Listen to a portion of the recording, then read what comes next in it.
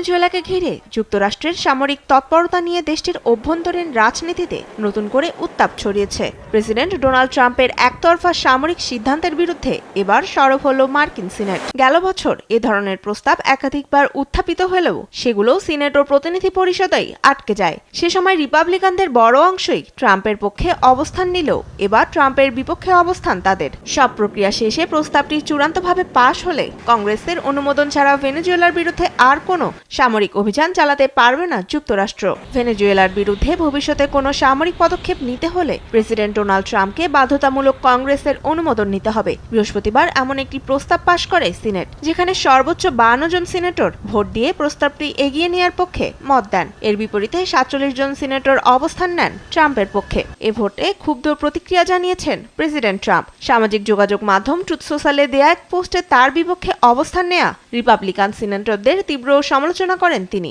সেই সঙ্গে ভবিষ্যতে তাদের আর নির্বাচিত হওয়া উচিত নয় বলেও উল্লেখ করেন তিনি।